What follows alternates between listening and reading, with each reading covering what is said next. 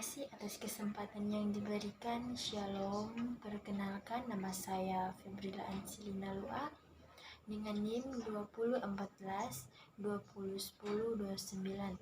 Saya dari kelas A1 Keperawatan semester 2 dan saya mahasiswa aktif di Universitas Pembangunan Indonesia Manado, Fakultas Keperawatan. Hipertensi adalah kondisi tekanan darah meningkat ke kadar yang tidak sehat.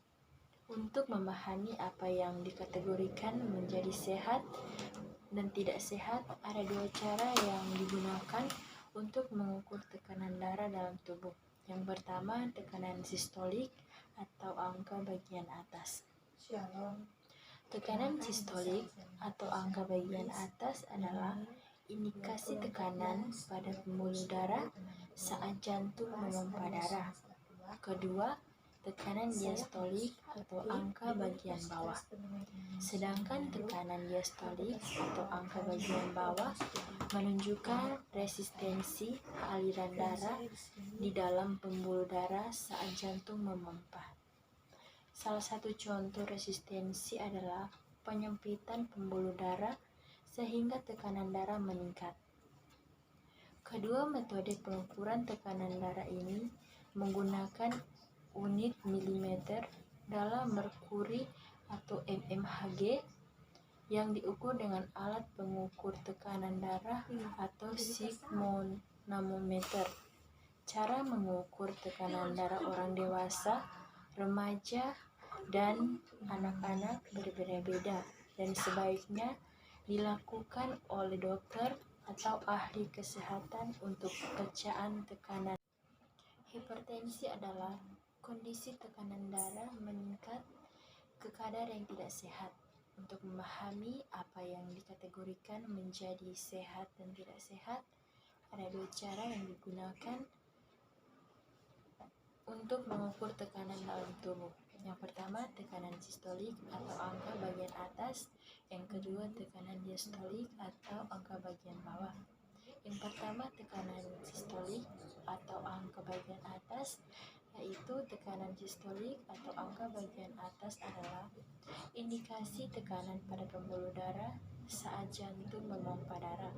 Kedua, tekanan diastolik atau angka bagian bawah. Sedangkan tekanan diastolik atau angka bagian bawah menunjukkan resistensi. Tekanan darah yang akurat. Kategori klasifikasi tekanan darah untuk orang dewasa dapat dibagi menjadi: yang pertama, normal atau sehat di bawah 120/80 mmHg. Kedua, tinggi atau prahipertensi. Tekanan sistolik antara 120 sampai 129 mmHg dan tekanan diastolik di bawah 80 mmHg. Dokter biasanya tidak akan menyarankan pengobatan, tetapi akan menganjurkan perubahan gaya hidup yang lebih sehat untuk menormalkan angka tekanan darah. Yang ketiga, hipertensi tingkat 2. Tekanan sistolik 140 mmHg atau lebih, atau tekanan diastolik 90 mmHg atau lebih. Hipertensi tingkat 3. Tekanan sistolik di atas 180 mmHg dan tekanan diastolik di atas 120 mmHg. Pada ukuran ini dibutuhkan penanganan medis segera, terutama jika muncul bersamaan dengan gejala sakit bagian dada, sakit kepala, sesak nafas, atau pandangan kabur. Gejala hipertensi. Pada umumnya, hipertensi sering menjadi penyakit yang tidak terdeteksi dan minim gejala atau tidak ada gejala spesifik. Terkadang dibutuhkan waktu bertahun-tahun hingga hipertensi muncul dalam tingkat serius. Setelah beberapa gejala muncul dengan jelas. Beberapa gejala hipertensi adalah sebagai berikut. Yang pertama, sakit kepala. Kedua, sesak nafas. Ketiga, mimisan. yang keempat sakiti bagian dada, yang kelima pandangan kabur, dan yang terakhir darah pada urin. Gejala hipertensi tersebut harus segera mendapatkan perhatian medis dari ahli kesehatan. Gejala tersebut tidak selalu muncul pada setiap penderita hipertensi. Meski demikian, tidak disarankan untuk menunggu hingga munculnya gejala tersebut untuk memastikan kondisi tekanan darah. Cara terbaik untuk terus memantau tekanan darah adalah melakukan pemeriksaan tekanan darah secara berkala.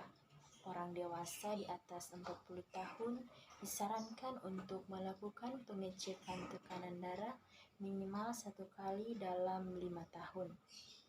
Mengukur tekanan darah adalah rutinitas yang tidak sulit dan tersedia di fasilitas kesehatan Anda.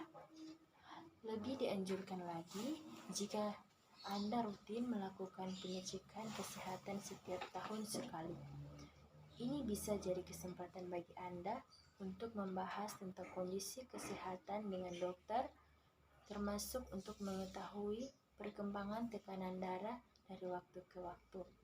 Jika Anda memiliki riwayat keluarga mengidap penyakit jantung atau risiko lainnya, lakukan pengecekan darah 2 kali dalam setahun atau sesuai saran dokter. Faktor dan penyebab dari hipertensi. Apa itu hipertensi?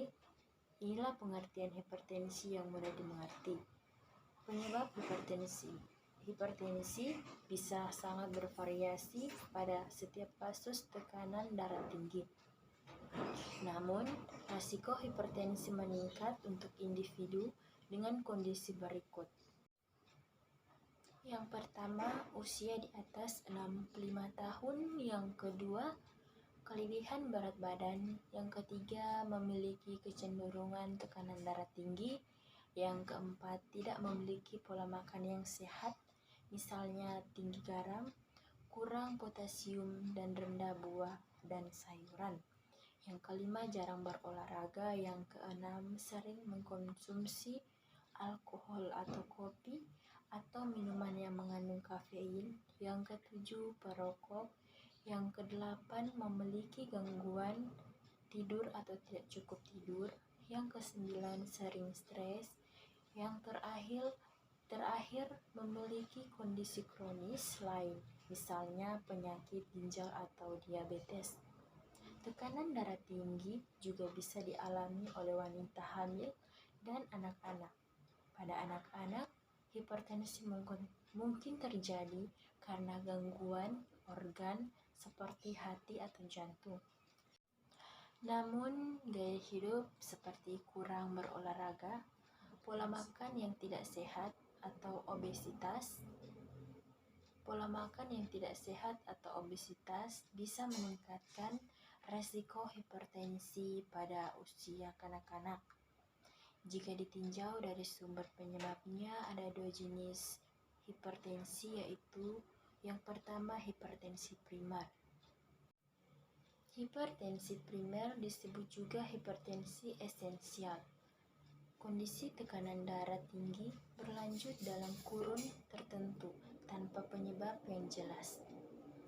Hingga 90% penderita hipertensi memiliki hipertensi jenis primer.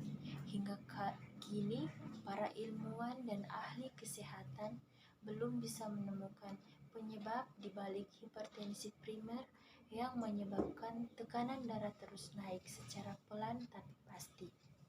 Beberapa kombinasi faktor penyebab hipertensi primer antara lain.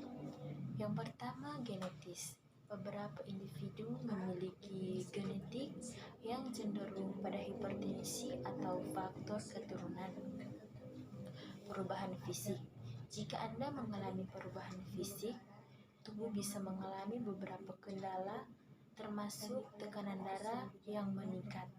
Misalnya perubahan pada fungsi ginjal akibat usia yang mengakibatkan perubahan keseimbangan pada kadar gula dan cairan dalam tubuh. Gaya hidup.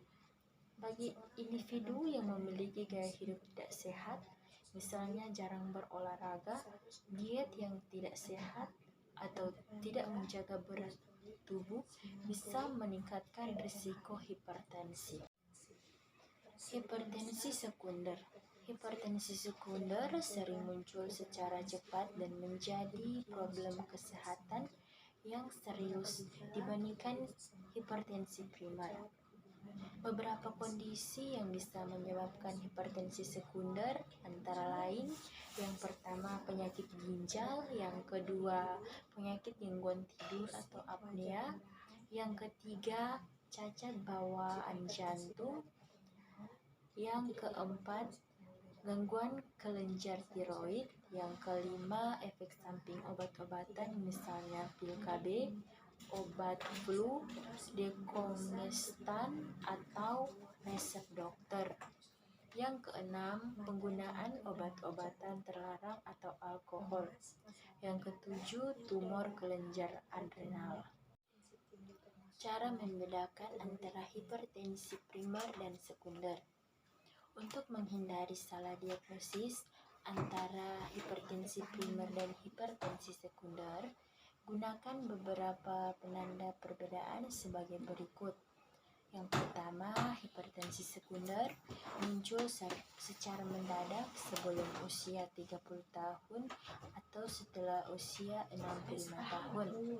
Hipertensi primer menyerang secara perlahan dan rentang terdiagnosis di bawah usia 65 tahun. Yang kedua, hipertensi sekunder umumnya tidak berkaitan dengan faktor genetik.